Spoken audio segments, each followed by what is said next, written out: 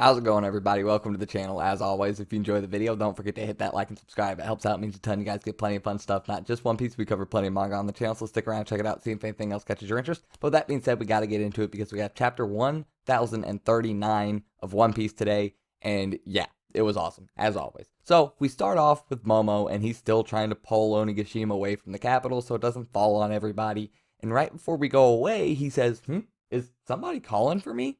I'm assuming this is referring to Zunisha, who is right outside of Wano, because we had all of that stuff between the two of them and Zoe, and yeah, that's what I assume we are referring to there. But either way, after that, we cut back into Onigashima with Law, Kid, and Big Mom. I actually find this a little bit tiny kind of funny, because, well, at least in the fan translation, the title of the chapter is The Main Attraction. But isn't Luffy and Kaido the main attraction?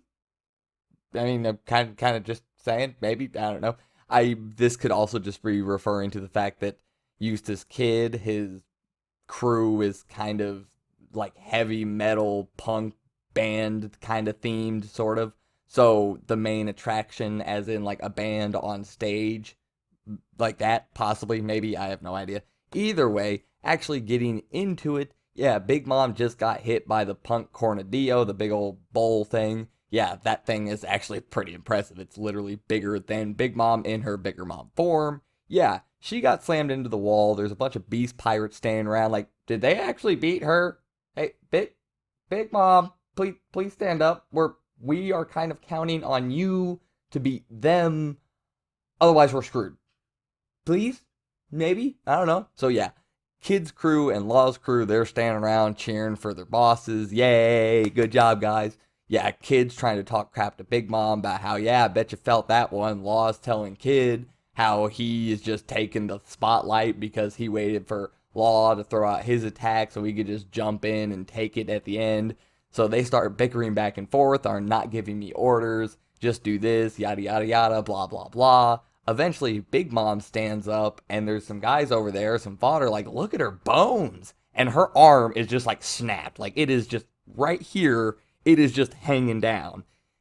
Thing is messed up. So she uses a little bit more life force to fix the bones, gets all pumped up again, and she's grabbing Napoleon, Prometheus, and Hera, and instead of using the Mazer Cannon like she did against Ulti, she's using the Mazer Saber to just upgrade her sword. And she ends up cutting the big old bowl in half while Kid and Law are basically bickering at each other. Right before this, Law did actually mention to Kid that, like, hey, this is going to be my last attack, though. Seriously, like, I'm serious about this. I find this a little bit funny because didn't Law say that earlier, like on top of the roof or whatever? There was some point where Law said that already. Either way, yeah, Law telling us this is going to be his last attack again. Then Big Mom pulls out the Mazer Saber, cuts the bowl in half. Kid goes flying towards Big Mom. She's telling them that you brats need to give up on this dream, stop dreaming. We've ruled over the seas for decades. Kid doesn't really care. He jumps off of the bull's head, jumps toward Big Mom, assigns her with an S, I think it was, and the wall behind her with an N. That arrow was flipped around. She got the N, the wall got the S. Either way, it doesn't matter. N and S. These are for the North Pole and South Pole on a magnet. That's the attraction poles. A North Pole and a South Pole attract. If you have a North Pole and a North Pole, then they'll repel each other. So yeah, this is all from his magnetism fruit. Big Mom gets assigned to the wall, so she can't break free from it. The top half of the bowl is falling forward, about to headbutt her. I'm sure Kid is also pushing it forward with his magnetic powers. Big Mom, because she can't get loose from the wall, this gigantic ass wall behind her, she just flips the entire thing around and blocks with her back, aka the wall. That was wild, okay?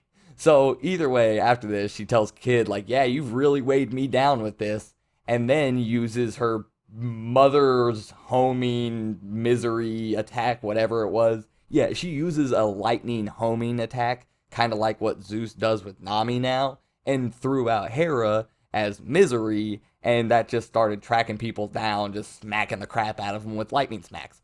Good job, Misery, Hera, whatever we call you now, doesn't really matter. Either way, while she's been doing this, she hasn't been paying attention to Law. Law has picked up one of those gigantic, like, circular dining hall area things that Zoro, like, cut in half earlier in Onigashima. Yeah, he picked up one of those huge-ass things over top of Big Mom, tacked, slams it down on her, drops it down on her. Either way, it doesn't matter. This thing is easily bigger than her and crushes her into the ground. Not that that's really going to finish Big Mom. Obviously, that's not the finishing attack, but still, that thing was huge.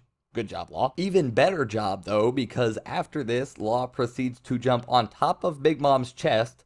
He is like this big, just like on top of her. Big Mom is gigantic right now, seriously. So she is huge. But yeah, he's doing the anesthesia thing with his sword, doing the awakened ability with the sword thing again, rams it through the chest, and extends this thing all the way through Onigashima, through the basement. Yamato's sitting down there fighting the fire blob. She even notices, like, what the hell is that thing? Why? Okay, whatever, I'm busy. Yeah, past that, all the way down into the bedrock of Wano. All the way from up there, all the way down. Big Mom, while he is extending the sword, because this is a timely process apparently, or he hit the bedrock and it took some time to break through so he could go even further down.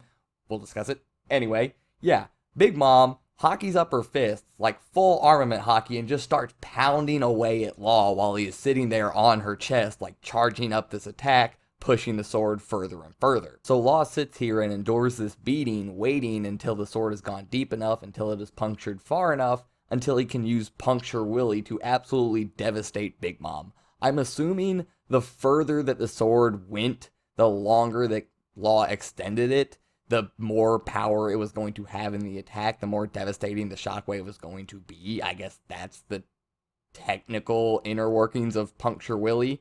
Maybe not, I don't know, but that's what I'm going to go with for now. Either way, that was awesome. Literally, all the way from Onigashima, blasted through the bedrock. Literally, a gigantic crater, a gigantic hole, all the way down. And while this was super devastating to Big Mom, it's not enough to finish her off, and she tells Misery to go after Law. Right before it gets to him, Law tells Kid, now. After all of that bluster, after all of that arguing, he didn't try to take the final attack. He didn't put the fight in jeopardy. He let Kid have it because that's how it worked out. They just need to beat Big Mom.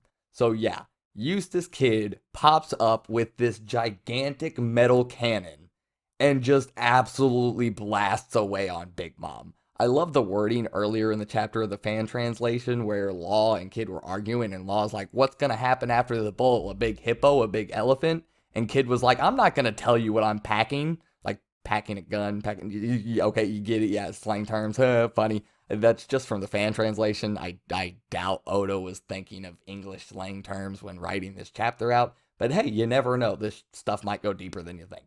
Either way, yeah, this is, okay, this, quite frankly, is my favorite attack that I've ever seen from Kid. I'm not gonna lie. Law is just absolutely smiling his ass off as Big Mom stares down the barrel of this gigantic metal cannon. And she gathers herself a little bit, and she's like, you know what? You think you brats can take me on? Hit me with your best shot, Kid. He says, that's what I'm doing, Big Mom. That's why I'm taking you out. And absolutely slams into her with just I don't know what this is. Probably just some metal shock.